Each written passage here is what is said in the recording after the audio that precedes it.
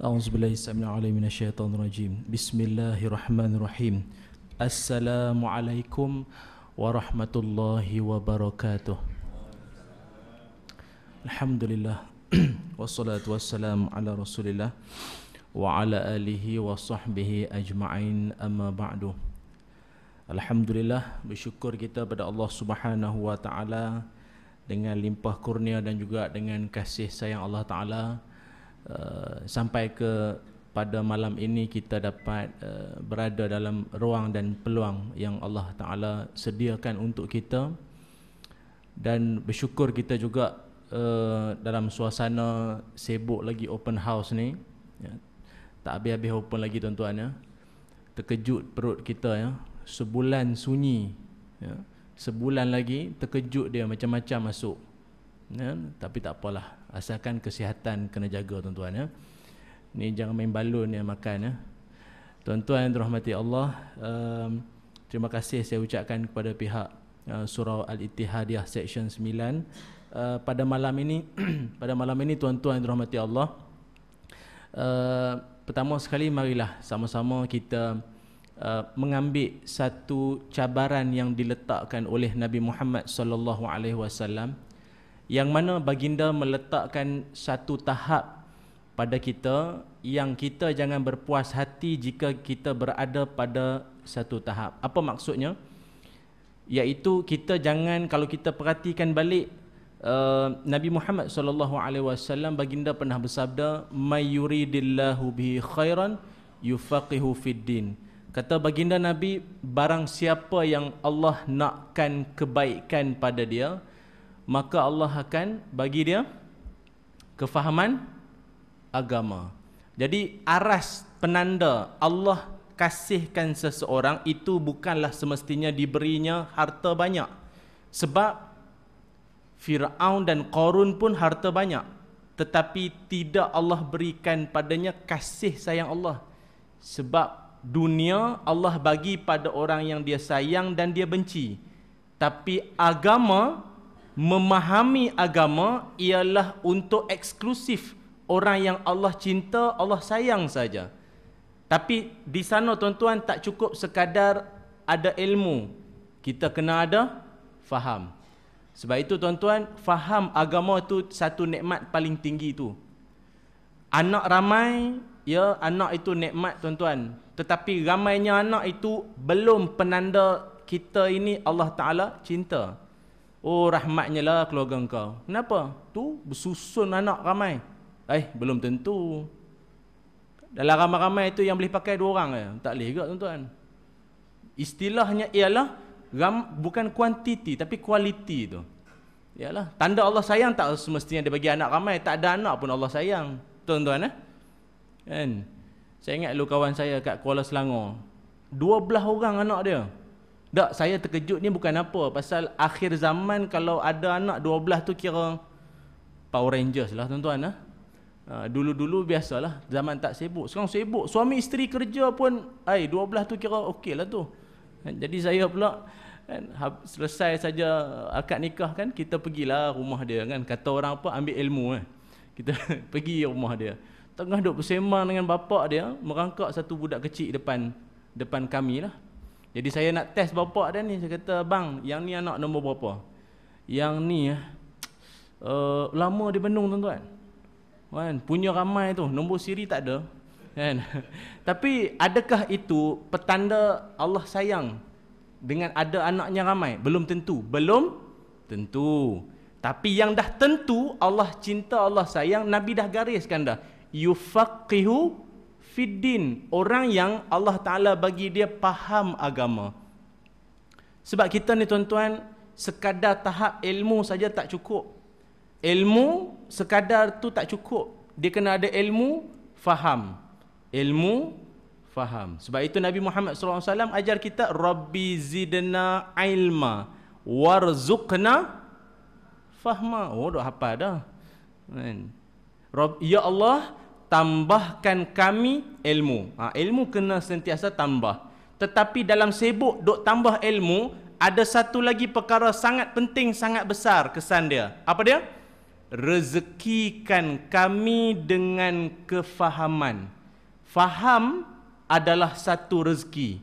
Berapa ramai orang dengar ceramah kat beratus kali dah, duk tak faham situ. Kan? Menyakitkan hati jiran, menyakitkan hati orang bila dia bercakap. Pasal apa? Ilmu lah. Tiap-tiap hari pergi kuliah maghrib ni. Silat-silat kalau penceramah tak datang, dia boleh ganti tu. Tapi sayang, akhlak teruk. Pasal apa? Dia sekadar ilmu. Kitab, beratus kitab sudah habis. Penawar bagi hati. Kan? Tak tahu lah tuan-tuan, bab tasawufnya, bab semualah dia dah habis khatam dah. Tetapi duk perangai duk macam tu juga. Apa punca? Ada ilmu tapi tak ada kefahaman. Ini yang kita nak, datangkan kefahaman tu. Antara lain berdoalah supaya Allah Taala kurniakan kita kefahaman. Dalam tempoh yang sekejap kita akan bertazkirah ini, mudah-mudahan walau sekejap fahamnya itu memberi kesan pada amalan kita selepas ini insya-Allah. Pasal tuan-tuan, saya pernah jumpa ada orang dia ada ilmu tapi tak faham lah tuan-tuan. Ada satu kali tu saya ingat saya nak pergi ceramah di Johor masa tu. Dalam perjalanan nak pergi ceramah tu, kita berhenti nak solat waktu macam ni, waktu maghrib. Kebetulan waktu tu pula cuti sekolah, ramai orang tuan-tuan, ramai orang, masya-Allah. Jadi bila ramai tu kat surau pun ramai orang. Surau pun tak besar manalah, surau RNR kan tak besar mana pun. Jadi penuhlah orang. Saya kata masya-Allah, ini sudah bagus. Petanda akhir zaman dah ni, kebangkitan Islam ni. Semua pakat semai jemaah pula tu. Satu dah lah musafir, ada orang musafir kadang-kadang dia ingat buat lupa lah. Kata dia Allah Maha memahami lah, kan? Banyaklah. Tapi ini dalam sibuk musafir ingat nak semayang bagus. Satu lagi berjamaah, tuan-tuan, bagusnya. Saya pun tunggu, bagus ni. Jadi bila dah penuh sampai kat pintu tu, saya pun ini kena tunggu dulu ni, tunggu turn. Saya pun tunggu, padahal boleh je semayang kat luar tu. Tapi kalau Malaysia kita buat macam Arab, macam tak kena pula lah. Boleh je semayang kat luar tu kan. Kita pun tunggu sejak yang dalam tu keluar. Kita tunggu. Tapi saya tunggu tuan-tuan, kita boleh agak lah kalau jamak takdim kan. Biasa kalau maghrib dengan isyak tu tak lama mana. Takkan sampai setengah jam kan. Ini lama tuan-tuan. Saya ingat kalau 8 tu nak dekat 8.45 dah. Lamanya ni. Ini semayang ke mesyuarat ni? Saya pun intai lah kat tingkap. Apa sudah jadi ni? Saya tengok. Loh, baru tahu punca dia. Saya tengok dia. Patutlah imam dia tuan-tuan. Imam dia pula baca ayat. Yalah ayat Quran yang kita baca sebut ayat Quran lah. Ni dia baca ayat panjang lah tuan-tuan. Loh, dalam hati saya tuan. Tak tuan-tuan, dia nak baca ayat panjang tu boleh tak sebenarnya? Boleh bila? Waktu qiyamul lail balun sampai subuh. Tak, ni masalahnya ramai orang ni tengok. Tak, nama pun surau persinggahan. Singgah maknanya bukan tetap duduk situ. Bukan orang mastautin situ. Orang singgah saja. Tak, ni masalahnya apa tahu? Ada orang bila dia depan orang dia naik syekh. Dekat kampung dia, Korea dia tak ada can jadi imam. Ini tempat orang tak kenal dia. Mau tengok sikit ni. Surau pula dia bergema sikit kan. Bismillahirrahmanirrahim. Macam Mekah. Itu dibaca ayat panjang tu kan. Allah tuan. Jadi ada saya ingat. Bukan apa, dulu kan pernah berlaku di zaman Nabi Muhammad sallallahu alaihi wasallam. Kan baginda menegur seorang sahabat yang jadi imam baca panjang. Nabi tegur, "Iza shalla ahadukum linnas falyukhaffif." Kalau kamu jadi imam, ringankan. Pasal apa? Di belakang kamu ada orang uzur, ada orang tua, ada ibu yang bawa anak. Ibu yang bawa anak tu, anak tu pula nak duduk dengan ibu, tak nak dengan ayah tu. Duduk dengan mak tu lah, menyorok dalam telekung mak, duduk main cucak pula kan. Mak nak sujud pula, anak duduk kat depan. Macam mana nak sujud? Macam mana mak tu nak bagi tahu anak tu tepi sikit mak nak sujud ni? Tu dia buat gaya. Anak kecil tak faham tuan-tuan. Tak nak bagi tahu kata apa? Tu tugas imam tu memahami keadaan. Ada orang ada ilmu tapi tak ada faham. Ada satu pakcik tu dia tension sangat, imam tu baca panjang sangat, dia pun marah jugalah. Orang tua kan, kita kalau lapis-lapis muda ni kita nak marah juga, tapi dia ada kawal lagi lah, kita pun ada malu lagi lah. Ni ada orang-orang agak veteran. Dia kata apa tahu, baca panjang-panjang balik rumah lah. Dia marah pun marah secara pukul rata lah kat luar lah kan. Tapi yang seronoknya imam tu dan rukuk. Maknanya dia dengar tu. Baru dia faham pun. Aduh, marah ni tak boleh jadi Habis solat, bila dah habis semayang, saya ingat kotlah imam tu bila dia keluar sampai kat tempat kasut, dia kata, tuan-tuan saya minta maaf lah, saya tadi naik syekh sikit lah, minta maaf lah. Lama tak jadi imam ni kan. Dia keluar sampai kat kasut, tuan-tuan tahu dia kata apa? Dia marah balik Dia marah balik tuan-tuan. Dia sampai kat kasut, nanti saya cerita. Dah ada dalam ayat Quran Allah Ta'ala menceritakan golongan manusia-manusia yang sebegini. Sampai kat tempat kasut, tahu dia kata apa? Dia kata tengok Hindustan 2 jam boleh. Apa semayang lama sikit tak boleh ke? Ni kau orang Islam. Geleng kepala semua orang tuan-tuan. Ada juga makhluk macam ni lah. Ada, dah lah kita nampak tu, ada ilmu tu insya-Allah lah. Tapi faham tu tak ada. Pahami keadaan suasana kita. Sebab tu tuan-tuan, mudah-mudahan semakin kita belajar, semakin Allah rezekikan kita faham terhadap agama. Tahu meletakkan agama itu sesuai cara kita melaksanakan itu dan orang terima dengan hati yang senang. Betul tuan-tuan? Baik, sebab itu ilmu faham. Rabbi zidna ilma warzuqna fahma, insya-Allah. Baik tuan-tuan, itu sebagai mukadimah lah malam ni, baru mula. Boleh? Kita habis pukul 10 kan? Tinggal ustaz seorang je lah. Baik, tuan-tuan hormati Allah, saya insya-Allah saya bercadang, sekiranya saya dijemput untuk ke sini, saya bercadang untuk memilih untuk berada pada perbincangan berkaitan dengan tadabbur Al-Quran. Ya, tadabbur Al-Quran. Kalau tuan-tuan ada dalam handphone masing-masing yang terdekat dapat tengok ayat Al-Quran, itu lebih cantik lah insya-Allah. Sebab saya akan membawakan sedikit sebanyak tadabbur Al-Quran ini, ayat-ayat Al-Quran yang kita akan ekstrak dia secara mudah faham. Bukan kita nak terlalu terperinci, terlalu sangat dalam, tetapi sekadar ambil sikit saja tips tu bawa balik, beramal insya-Allah. Sebab hari-hari kita baca, kita nak mudah-mudahanlah tadabbur Al-Quran. Insya-Allah tuan-tuan yang dirahmati Allah, pada malam ini kita nak mulakan dahulu apakah itu yang disebut sebagai tadabbur. Kalau kita tengok dari segi bahasa tuan-tuan, saya bawa ini secara paling ringan lah. Mudah-mudahan ringan tapi kita mudah untuk nak beramal. Apa itu tadabbur? Kita mengambil daripada ayat suci Al-Quran. Allah Subhanahu wa taala berfirman, "Afala yatadabbaruna al-Quran am ala qulubihim aqfaluha?" Tidakkah mereka tadabbur Al-Quran atau hati mereka telah terkunci? Okey. Apa yang Allah Ta'ala sedang cabar pada kita sebagai manusia? Tidakkah kamu tadabbur Al-Quran? Apa itu tadabbur? Kalau kita tengok kata akar dia, dabara. Apa itu dabara? Ini agak contoh tak berapa nak harmoni sikit lah. Dabara tu apa dia? Kan dubur tu. Apa dubur? Dubur itu hujung. Jadi bila kata hujung, kan hujung keluarlah sesuatu bahan buangan daripada badan kita, kan dubur tu. Kubul, dubur.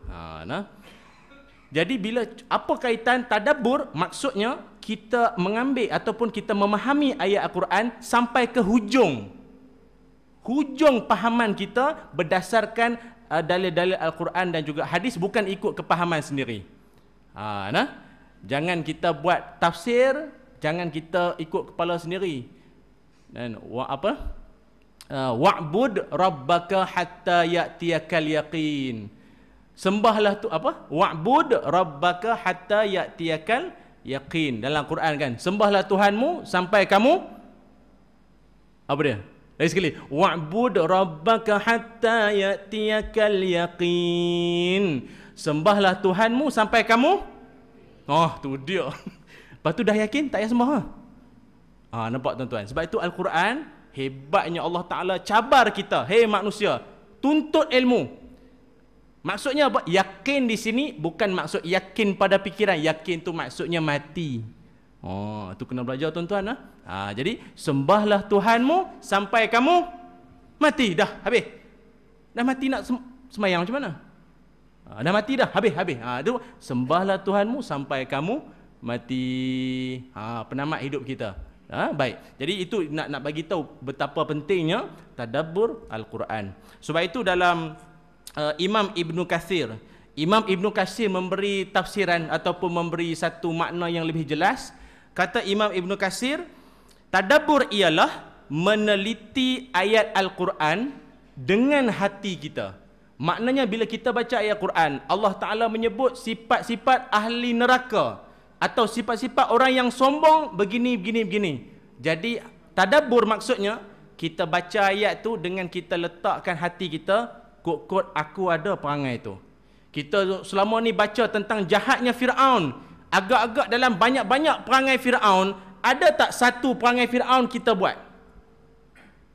Saya ulang lagi sekali. Yang dikatakan tadabbur ialah teliti ayat Al-Quran dengan hati. Maksudnya kita letakkan apa yang Allah Ta'ala sebut Al-Quran tu dengan menjiwai dia. Allah sebut tentang jahatnya Firaun. Cari tengok dalam banyak-banyak perangai Firaun yang Allah Ta'ala sebut, ada tak perangai Firaun tu yang kita duk buat? Sebagai contoh, apa perangai Firaun? Bila mati baru dia sebut, ni nyawa nak habis dah ni. Nak mati dah baru dia sebut, aku beriman dengan Tuhan Musa dan Bani Israel. Kenapa tak nak sebut Allah? Punya panjang statement kau. Aku beriman dengan Tuhan Musa dan Bani Israel, kan panjang tu. Kenapa susah sangat nak sebut aku beriman dengan Allah? Amantu billah, settle. Tapi kenapa dia susah nak sebut? Itulah orang sombong. Orang sombong susah, berat nak berzikir. Jadi bila baca ayat tu, jom kita letakkan, aku ada tak perangai tu? Dalam orang duk berzikir, aku ni lidah aku keluh ke atau rasa seronoknya dengan zikir? Atau aku zikir tak ada rasa apa. Tu ada perangai Firaun sikit. Nampak tuan-tuan? Jadi tujuan tadabbur ialah meletakkan kita supaya kita ni sebahagian daripada apa yang kita tengah belajar. Itu penting. Lagi Imam Ibn Katsir kata apa? Tadabbur juga ialah mengumpulkan atau perah fikiran kita untuk memahami apa yang Allah Subhanahu Wa Taala sebut dalam Al-Quran berdasarkan panduan Quran dengan hadis, bukan ikut kepala sendiri. Itu dia. Sebab itu tuan-tuan, kaedah kita nak berinteraksi dengan Al-Quran ni banyak.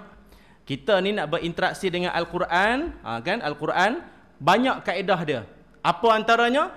Antaranya ialah bila kita sampai pada ayat-ayat yang dah tertentu tu, kita boleh jawab dia. Sebagai contoh tadi imam kita baca apa?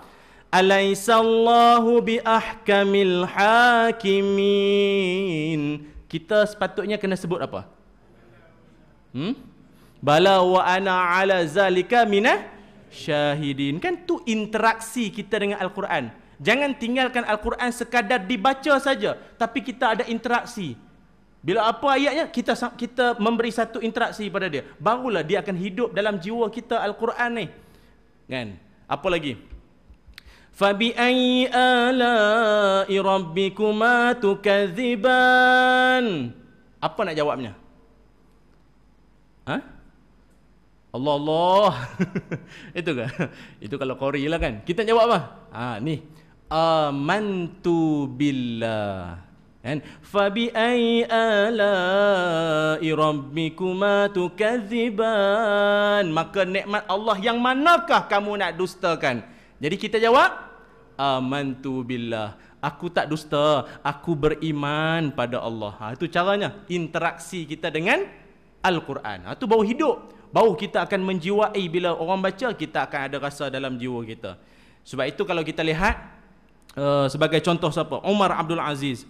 Umar Abdul Aziz kalau dibacakan, kalau dia jadi makmum, imam kalau baca surah As-Saffat ayat 22 sampai 24. Tuan-tuan boleh tengoklah surah As-Saffat ayat 22 sampai 24. Ayat ini kalau imam baca, dia pasti mengalir air mata dia. Pasal apa? Pasal dalam ayat itu ada menyentuh tentang nanti kelak di akhirat rakyat akan bangkit dan akan, kata orang, cerita balik atau mengadu pada Allah tentang kelemahan pemimpin mereka nanti. Sebab itu dia takut dia di kalangan pemimpin yang nanti rakyat dia akan persoalkan apa dia buat masa di dunia dulu. Mengalir air mata dia. Kita ada juga orang kalau imam baca kita mengalir air mata. Sebab panjang sangat. Kalau aku tahu aku sembahyang surah kat rumah je lah. Kesian imam kita tuan-tuan. Baca panjang sangat pun kena marah. Tarawih kan, baca panjang sangat pun kena marah. Dalam hati tu, imam tak ada hati perut. Kan, kira dia seorang aja. Imam baca pendek sangat. Baca inna a'taina qul huwallahu ahad tarawih. dalam hati makan gaji buta. Imam terlupa pun kena marah. Kesian sungguhlah imam-imam kita. Imam terlupa.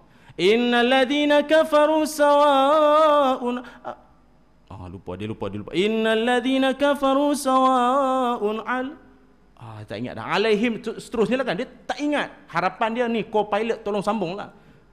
Innal ladzina kafaru sawa'un alaihim. Tak ingat. Yang co-pilot pun terlupa juga. Lah kali makmum ketiga ni rukuk je lah. Selesai masalah. Kena marah imam kita tuan-tuan. Baik. Kita tengok berinteraksi dengan Al-Quran gaya sahabat. Kalau tengok Umar Abdul Aziz saya dah cerita tadi. Kalau kita tengok Nabi Muhammad SAW, baginda Nabi berinteraksi dengan Al-Quran macam-macam cara. Antaranya baginda Nabi membaca Al-Quran secara baginda sendiri baca, ataupun baginda Nabi suka Al-Quran atau ayat suci Al-Quran dibacakan kepada baginda Nabi, seperti mana Nabi pernah minta Abdullah bin Mas'ud atau Ibnu Mas'ud. Nabi minta Ibnu Mas'ud bacakan kepada Rasulullah SAW. Ibnu Mas'ud kata, ya Rasulullah, Al-Quran diturunkan padamu, pada Tuhan. Maknanya Nabi lebih layak untuk baca. Kenapa suruh saya pula baca? Ibnu Mas'ud kata. Tapi Nabi kata apa? Inni uhibbu an asma'a min ghairi. Aku suka kalau aku mendengar Al-Quran daripada orang lain. Maknanya kita dalam Quran tuan-tuan, dalam kereta ke, di rumah ke, boleh juga kita pasang CD. Ini menunjukkan bahawa bolehnya kita mendengar Al-Quran daripada jalan lain. Orang baca ke, isteri baca ke, CD baca ke. Sekarang bukan setakat CD, pen pun boleh baca. Nah, sekarang kan ada pen boleh baca Quran. Malu kita tuan-tuan. Pen pun boleh baca Quran. Silap-silap pen tu pun boleh cakap, engkau pula lah baca. Lama dah aku baca ni. Bateri pun habis. Senyap lah. Tak bunyi Quran dalam rumah tu. Tapi bagus tuan-tuan. Saya tengok alhamdulillah umat Islam kita di zaman kita sekarang, alhamdulillah dia punya sensitivity terhadap Al-Quran tu terlalu tinggi sampai tahap beli telefon pun dia tanya, ni ada Quran tak dalam ni? Tuan-tuan, pening apek tu. Ni ada Quran tak? Lu download sendiri mah. Quran so apek tu download juga tuan-tuan. Dia punya yang penting dalam tu dah lagu semua tak penting. Quran dulu, software Quran mau ada.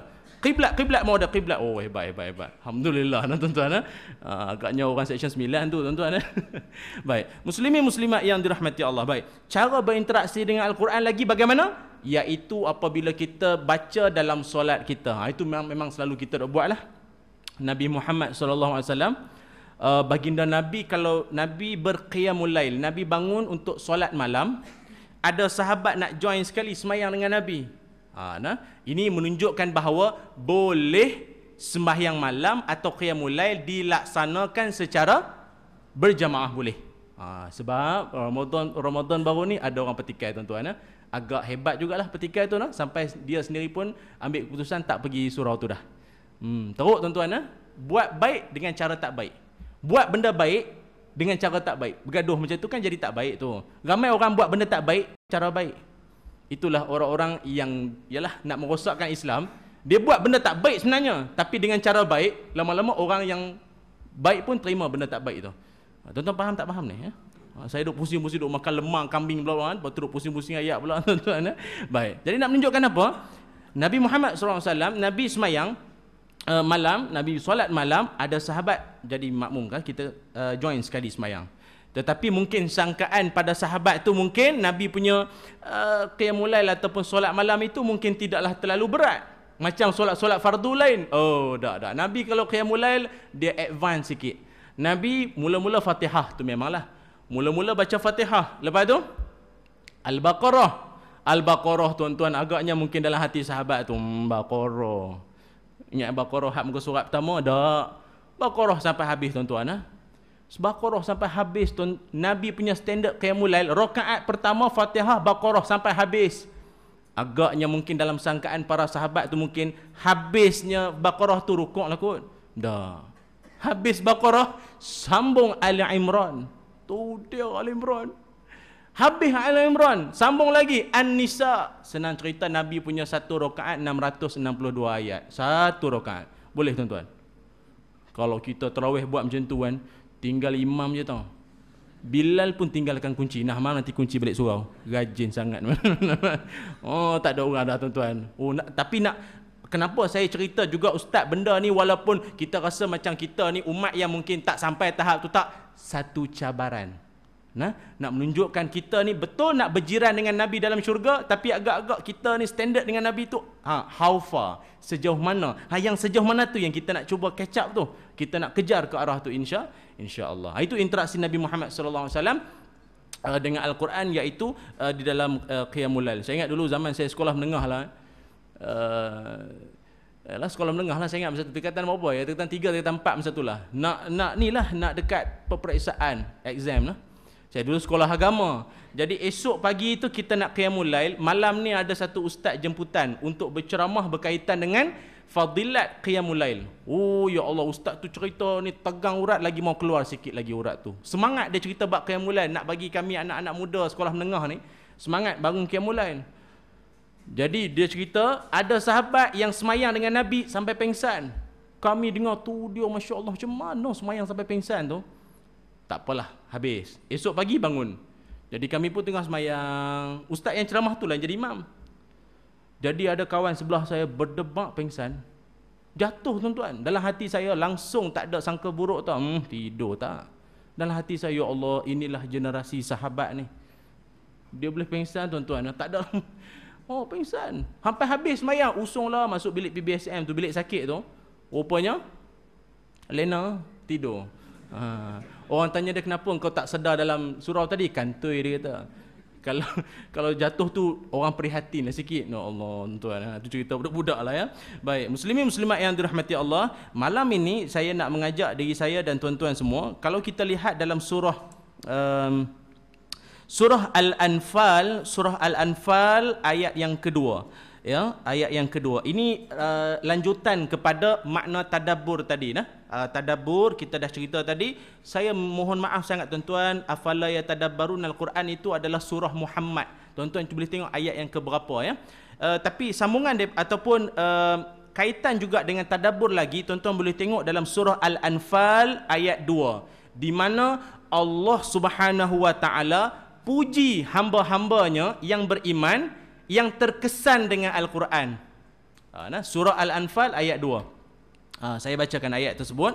Allah Subhanahu wa taala berfirman, "Innamal mu'minuna alladzina idza dzukirallahu wajilat qulubuhum wa idza tuliyat 'alaihim ayatuhu zadatuhum imanan wa 'ala rabbihim yatawakkalun." Surahul Azim. Allah Taala berfirman, orang beriman antara ciri-ciri dia ialah apabila disebut nama Allah Subhanahu wa taala, wajilat qulubuhum, maka getarlah hati mereka. Nampak? Dia nak menunjukkan orang yang tadabbur Al-Quran akan terkesan pada hati dia. Tuan-tuan, sebab itu kita tengok ada orang bila diberi tazkirah, diberi peringatan, dia seolah-olah hati dia macam kebas. Dia tak ada rasa apa. Orang dengar ceramah, sekurang-kurangnya terkesan dalam hati, balik dia beramal. Ada orang ialah sekurang-kurangnya dia akan memberi kesan lah pada jiwa dia. Tapi ada orang ada dengar ceramah, dia tak rasa apalah tuan-tuan. Kan, cakap kok mana pun dia tak rasa apalah. Apa puncanya? Bahayanya. Tapi kurang-kurang dia dengar tu alhamdulillah lah. Mudah-mudahan hidayah sampai nanti. Ni ada orang yang kita ajak, jomlah malam ni ada kuliah. Sila. InsyaAllah lah nanti sampailah insyaAllah. Sila. Pergi dulu. Kesian tuan-tuan. Bukan apalah, kadang kita takut, kita bukan cakap soal yang jauh-jauh ni. Kita takut orang-orang tersebut adalah orang yang sangat dekat dengan kita, atau lebih berat adalah dari kalangan ahli keluarga kita. Kita buat berkumpul keluarga, kan, kita kadang ialah raya-raya ni, alangkah baiknya daripada sembang kosong, boleh tak kita peruntukkan 5 minit sekejap, boleh? Kita sebagai tuan rumah, kan, kita nak bercakap sikit, boleh tentang agama sikit, cakap. Ada ahli keluarga yang orang nak beraya tazkirah. Ada macam tu. Dia ada. Pasal saya dah nampak. Dia panggil seorang ustaz datang, ustaz cakap jangan lama ustaz. 10 minit je. Kambing tunggu. Jangan lama sangat. Sebab dia orang buat kambing bakar, cakap lama-lama sejuk kambing tu. Jadi dia panggil kita. Jadi tuan rumah tu kata, jadi tuan-tuan, sebelum kita santapan perut kita, mari kita santapan rohani dulu dengan ustaz jemputan kita. Ada ahli keluarga yang bangun. Orang datang beraya, ceramah.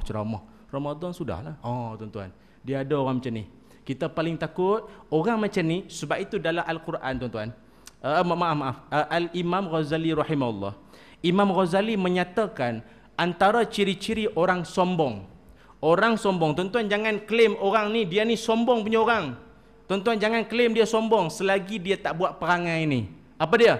Nombor satu, menolak kebenaran. Orang kalau dia sombong, dak kita ni kadang sombong ke belagak ke hidung tinggi kita nampak lebih kurang je. Dah, lain.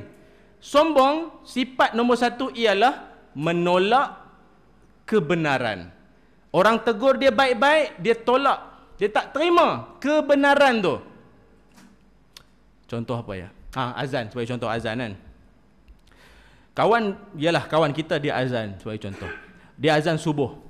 Dia azan subuh sampai as-salatu khairum minan naum.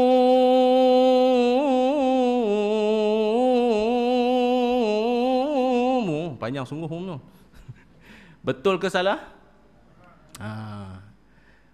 Bayangkan tuan-tuan kalau diterjemahkan kan apa? Semayang itu lebih baik dari tidur. Orang kat luar, tidur. Dia suruh tidur. Sebab itu tak boleh panjang. Jadi, bayangkan tuan-tuan. Ada sahabat kat rumah dengar kawan dia azan di masjid ni atau di surau ni. Naum tu panjang. Dengan tak mandinya gosok-gosok sikit, je mandi piramli sikit-sikit. Kan, lepas pakai baju, start motor, zoom datang surau. Kawan ni habis saja azan, dia pun Syekh. Allah Syekh. Mana boleh naum tu salah tu. Mana boleh naum panjang, naum pendek naum dah cukup tak boleh naum panjang, salah. Okey, baik. Itu satu teguran yang benda yang baik, benda yang betul. Baik, betul, benar. Ni lain kali lah saya cerita lah. Baik, betul, benar Kawan yang menerima teguran tu pula, dia kata apa? Engkau kalau azan sedap sangat, kau azan lah. Aku azan sebab tak ada orang. Harap korang semua tidur. Aku kira okey tau dapat kawan macam ni. Datang awal pagi-pagi azan tau. Aku sendiri yang cari mana nak buka tadi, aku yang cari sendiri tau. Lepas tu esok merajuk tak datang dah surau. Ada tak orang macam ni dalam masyarakat kita? Saya cakap secara umum lah. Pantang ditegur, tak boleh dia. Tak boleh cakap benda betul ni, tapi dia menolak kebenaran. Yang memang dah sah-sah benda tu benar, dia tolak. Bahaya. Itu namanya sombong. Cukuplah. Orang cakap benda betul, tapi dia tak terima. Malah dia menolak pula. Menunjukkan rasa tak minat terhadap benda baik tu lagi bahaya tuan-tuan. Dia bangkit dia, tak minat dia. Kan?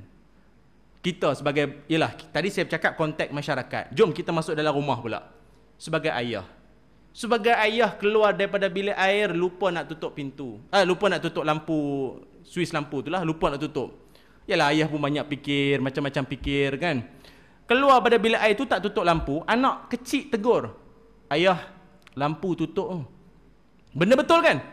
Tutup lampu. Ayah dia kata, aku tahulah. Aku yang bayar. Bukan kau. Kau yang bayar ke selama ni? Nampak tak? Pada saya di peringkat keluarga itu juga kategori sombong tuan-tuan. Kerana nanti kelak anak tu akan memegang skrip yang sama dengan anak keturunan dia nanti. Anak dia pula nanti tegur dia akan kata apa? Aku yang bayar. So keturunan aku yang bayar lah tuan-tuan. Jangan.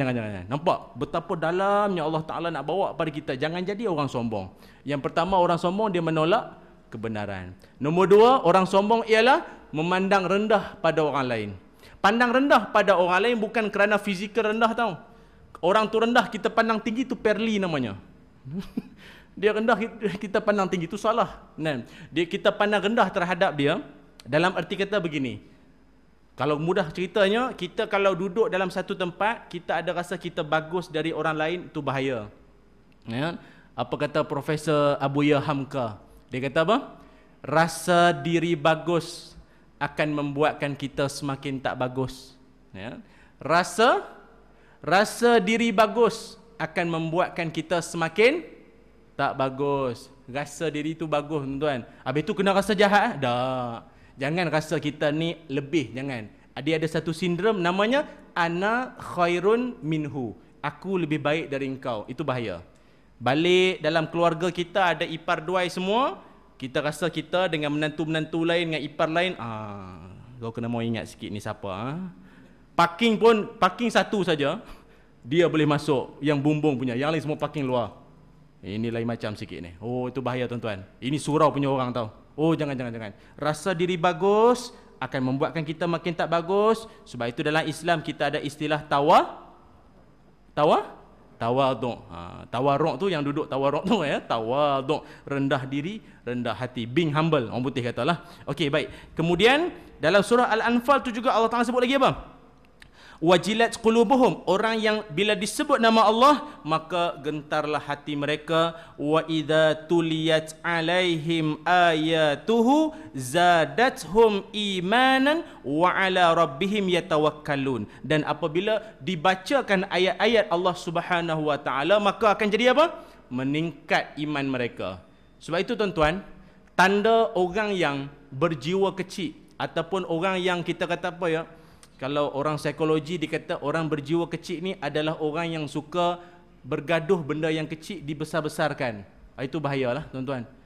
Orang yang disebut di sini wa idza tuliyat alaihim ayatu, orang yang dibacakan ayat suci Al-Quran maka bertambah keimanan mereka. Sekurang-kurangnya kita tuan-tuan, saya nak mengajak bila kita dengar imam ke siapa pun, sebab itu imam kalau boleh masya-Allah, kita pun saya dipahamkan di sini kita ada imam muda pun ada ya, jadi maknanya bacaan-bacaan tu kita insya-Allah sekurang-kurangnya kita dapat ada penghayatan lah kan, ataupun kita boleh dapatkan CD-CD yang boleh kita bila kita baca kita, yang bila kita dengar akan rasa bertambah iman kita. Bukan apa tuan-tuan, iman kita kan ada kala naik ada kala turun kadang ya. Datang musim Maulidur Rasul iman semua naik. Iman semua naik tuan-tuan, jangan risaulah. Terbalik apa semua pun, kalau melatah pun nama Allah lah, jangan risau. Ataupun dia berselawat Allahumma sholli ala Muhammad pasal Maulidur Rasul punya time. Cuba tak bulan Maulidur Rasul dia lain. Iman tengah naik. Sebab itu Al-Imam Ghazali juga menyebut bahawa cara atau kaedah untuk kita meningkatkan iman kita selain daripada mendengar ayat suci Al-Quran ialah hadiri majlis ilmu. Dia boleh charge balik iman kita. Nah, dalam hidup kita ni bukan apa tuan-tuan, kadang benda kecil pun kita boleh besar-besar. Nabi Muhammad SAW sebut juga antara orang yang bukan ahli syurga ialah orang yang suka bergaduh benda yang kecil. Allah, bergaduh tuan-tuan. Saya ingat ada satu tempat di terus terang saya cakap lah, di kawasan Kedah juga lah ya. Dia punya bergaduh tu tuan-tuan, Allah hai. Isunya apa tuan-tuan? Ni takbiratul ihram. Mana satu betul? Saya nak kongsilah tuan-tuan mana satu pada tuan-tuan yang betul. Takbiratul ihram yang mana betul? Allahu Akbar. Ni, parah ni betul ke?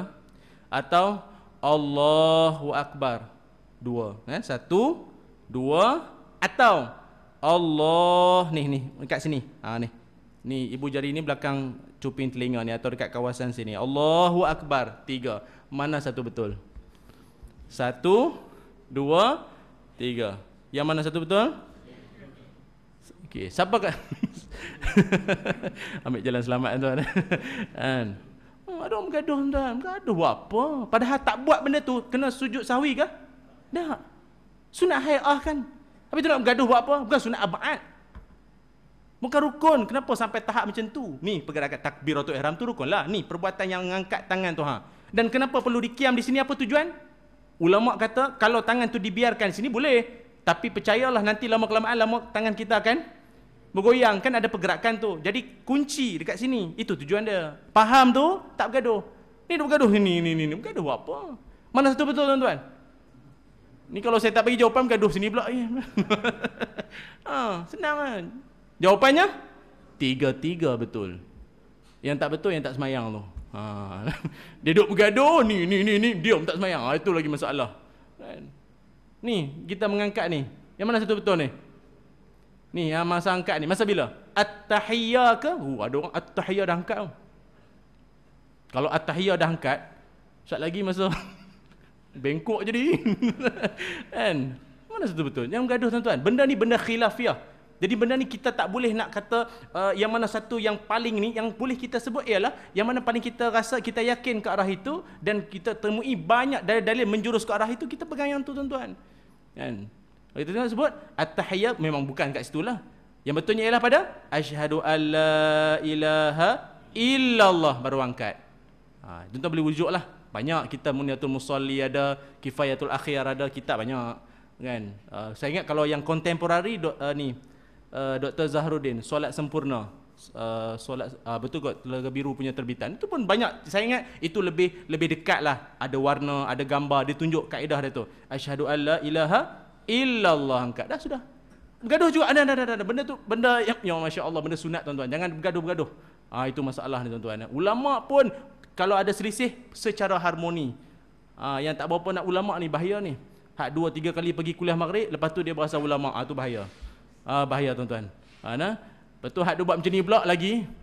Tu yang kawan sebelah pergi tangkap. Senyap dia kata. Allahu akbar. Kesimpulannya, menuntut ilmu. Mudah-mudahan tidak ada berlaku di situ sesuatu yang tak elok, terutamanya dalam masyarakat kita. Zadathum imanan wa ala rabbihim yatawakkalun, dan sifat orang beriman itu apabila imannya meningkat dan kemudian kepada Allah Subhanahu wa taala dia bertawakal, ya. Sebagai saya nak sebut di sini, kenapa pentingnya tawakal dalam hidup. Di hujung ayat itu Allah Taala sebut wa ala rabbihim yatawakkalun, dan pada Allah Taala lah orang-orang beriman itu bertawakal. Sebab tuan-tuan, kita sedia maklum, penghalang kejayaan dalam hidup kita ialah perasaan apa? Takut, risau, gelisah. Ini semua ni. Sebab itu kita ada doa, Allahumma inna na'udzubika minal hammi wal hazan wa na'udzubika minal ajzi wal kasal. Itu doa Nabi ajar pada kita supaya hindar daripada perasaan-perasaan tu. Yang dalam hidup kita yang jadi masalah dia tu takut, risau suami kahwin lain. Jangan risau. Orang lelaki dak lah. InsyaAllah yang datang surau ni nampak beriman belaka ni, insyaAllah ni. Kalau tambah tu apa salahnya? Kata dia ikut sunnah Nabi, kata dia. Perempuan marahlah bab ni kan. Saya nak sebut apa? Kalau kita percaya tuan-tuan ya, risau, takut ini semua dia akan jadi penghalang seseorang tu nak berjaya. Sebab itu adanya istilah tawakal. Tawakal itu kita mewakilkan apa urusan kita itu kepada Allah Subhanahu Wa Taala setelah kita berusaha. Kan kalau kita nak kira Saidina Abu Bakar As-Siddiq. Saidina Abu Bakar dalam hidup dia ada perasaan takut tak? Saidina Abu Bakar ada takut dalam hidup dia? Ada tuan-tuan. Bila? Takut ni perlu juga. Saidina Abu Bakar ni, masya-Allah, orang yang hebat dunia akhirat pun ada takut. Kalau Julius Caesar ni satu orang yang ialah tokoh hebat kalau di barat lah. Julius Caesar hebat, dia punya penakluk. Dia kata apa? I came, I conquer. Dia punya kata keramat dia lah, kata orang putih lah. Tapi apa dia punya kelemahan dia? Dia takut apa? Dia takut peti. Punya hero tuan-tuan lah, takut peti. Kita pun tuan-tuan nampak muka ganah ni, mungkin pernah kena tembak ke apa, tapi ngelipah jangan. Dia ngelipah dia tak boleh. Ada lemahnya, tapi tengok orang hebat yang beriman ni, kalau kita lihat Sayyidina Abu Bakar ada takutnya. Bila takut Sayyidina Abu Bakar? Kalau kita lihat contohnya Sayyidina Abu Bakar ada rasa takut tapi bertempat. Bila? Sewaktu dia Sayyidina Abu Bakar dan juga baginda Nabi Muhammad SAW dalam gua. Dalam peristiwa nak hijrah, Sayyidina Abu Bakar ada rasa takut sekiranya kekasihnya Nabi Muhammad SAW diapa-apakan oleh pihak musuh. Nampak? Kemudian Nabi tenangkan, Nabi kata apa? La takhaf wa la tahzan innallaha ma'ana. Manusia ni fitrah dia sentiasa hidup nak ada backup. Betul kan? Manusia ni kalau dia rasa dia ada backup, dia tak takut. Nak pergi tempat gelap anak-anak kita, ajak beli air, ajak bapak dia teman. Bapak beli air pun takut. Padahal bapak tu masa kecil pun takut juga. Tapi kenapa anak kita dia rasa selamat kalau ada bapak dia? Itu namanya backup. Manusia fitrahnya begitu. Backup paling besar kita dalam hidup ialah merasakan Allah Subhanahu Wa Taala. Itu yang dipanggil muraqabah. Merasakan Allah itu mengawasi kita di mana kita berada. Itu sifat yatawakkalun paling tinggi tuan-tuan yang dirahmati Allah sekalian. Baik. Kemudian baik, itu dalam surah Al-Anfal. Dan kalau kita dapat simpulkan juga di sini tuan-tuan rahmati Allah, kita isyak pukul apa tuan-tuan? Dah ada isyak dah? 10 isyak. dah isyak dah. Boleh sikit lagi tuan-tuan. Okey, saya tamat sikit lagi tuan-tuan. Sebab itu kalau kita lihat dalam surah tadi kita sebut surah Al-Anfal, kemudian sikit lagi saya nak sebut dalam surah Al-Imran. Surah Al-Imran, kalau tuan-tuan dapat tengok sekali pandang atau sekilas pandang, kita dapat lihat dalam surah Al-Imran ayat 133. Ya, ini saya ingat mungkin kita akan sambung pada pertemuan akan datang, tapi sekadar dia punya boleh kita ambil ciri-ciri orang-orang yang ataupun kita kata ciri-ciri orang layak ke syurga. Ya, ada beberapa. Antaranya ialah daripada ayat 133 sampai 136. Tuan-tuan, ayat surah Al-Imran 133 sampai 136, dalam ayat-ayat tersebut mengandungi orang-orang yang layak ke syurga. Kalau kita anak-anak kita dapat tawaran masuk U, apa kelayakan dia? Lulus itu, lulus ini, umurnya berapa semua. Ini yang nak ke syurga pula. Siapa orang-orang ni semua? Dia terkandung dalam ini, dan saya petik satu saja malam ini supaya kita mungkin balik dan ambil pengajaran insya-Allah. Dalam surah Al-Imran ayat 133, Allah Subhanahu wa taala berfirman, "Wasari'u ila maghfiratin min rabbikum wa jannatin 'arduha as-samawati wal ard u'iddat lil muttaqin." Surahul Azim. Kalau kita lihat dalam ayat ini ada beberapa pengajaran lah, ya, iaitu bersegeralah untuk memohon keampunan daripada Allah Subhanahu wa taala. Nampak tuan-tuan, sifat orang yang atau calon-calon ahli syurga ialah bersegera dalam memohon atau minta ampun, mohon ampun daripada Allah Subhanahu wa taala. Tuan-tuan yang saya hormati sekalian, sebagai info tambahan, ya, apa kebaikan di sebalik orang yang banyak beristighfar, mohon ampun pada Allah taala? Dia ada banyak. Antaranya ialah dalam surah Nuh ayat 10 sampai 12. Surah Nuh ayat 10 sampai 12, dalam ayat-ayat tersebut Allah Subhanahu wa taala ada menyebutkan, barang siapa yang beristighfar kepadaku, maka aku akan berikan apa dia? Anak pinak. Jadi tuan-tuan yang dirahmati Allah, kalau kita lihat apa kaitan kalau kita banyak istighfar, mohon ampun pada Allah, lalu dikurniakan anak pinak tu, apa kaitan? Kadang-kadang bukan apa tuan-tuan, penghalang kita nak dapat rezeki adalah dosa. Dosa penghalang kita nak dapat rezeki. Sebab itu kita bila buat satu-satu perkara tak berhasil, cepat-cepat kita audit diri sendiri balik. Nak jadi auditor kepada diri sendirilah. Kita tengok balik apa benda yang kita dengan Allah, kita ada buat dosa kat situ. Caranya ialah perbanyakkan beristighfar. Tapi istighfar dia bukan sekadar astaghfirullah rabbal baraya, itu secara lisaniah. Tapi istighfar yang paling terbaik ialah secara qalbiyah. Maksudnya kita duduk dan kita berbicara daripada hati kita, mohon ampun pada Allah. Mungkin juga secara doa. Dalam tu kita minta Allahumma ghafirli. Itu juga dinamakan istighfar. Asalkan maksudnya ialah mohon ampun pada Allah. Mungkin kita ada buat dosa tuan-tuan, dan sebelum kahwin naik motor sama-sama ke, kan, naik motor rapat ni tuan-tuan. Ya Allah, anak-anak muda kita kalau tengok, ya Allah, rapat naik motor tu. Kalau malam nampak macam seorang tu. Sampai kat simpang, oh dua. Dah berumah tangga, belum bertaubat lagi dengan maksiat sebelum kahwin, maka Allah Ta'ala akan uji dengan bermacam-macam ujian, supaya akhirnya dia akan temui jalan, istighfar balik padaku untuk kau dapat rezeki. Nampak tuan-tuan? Ini sekadar muhasabah kita bersama insya-Allah. Dan itu tuan-tuan, temu janji kita akan datang insya-Allah, surah Al-Imran 133 sampai 136 pada pertemuan akan datang. Mudah-mudahan Allah Subhanahu wa taala memberikan kefahaman dan kekuatan untuk kita beramal insya-Allah. Bismillahirrahmanirrahim. Allahumma salli ala sayyidina Muhammad wa ala alihi wa barik wa sallim. Allahumma rzuqna ya rabbana fahman nabiyyin wa hifzal mursalin wa ilhamal malaikatil muqarrabin. Ya Allah, ya arhamar rahimin, ampunkanlah dosa-dosa kami ya Allah. Ampunkanlah dosa-dosa kedua ibu bapa kami ya Allah. kasihanilah mereka sama ada mereka masih hidup atau telah meninggal dunia. Ya Allah, berikan kekuatan pada kami untuk kami beramal dengan ilmu yang kami dapat ini walaupun sedikit. Ya Allah, berkatilah rezeki kami, berkatilah hidup kami, berkatilah harta dan semua yang kami ada ini. Ya Allah, semoga kami dapat sampai padamu dengan membawa hati yang qalbun salim, hati yang sejahtera, dan dapat masuk ke dalam syurga dengan salim, dengan sejahtera dan berjiran dengan kekasih kami Nabi Muhammad sallallahu alaihi wasallam insya-Allah. Wa sallallahu ala sayyidina Muhammad walhamdulillahirabbil alamin. Taqabbalallahu minna wa minkum.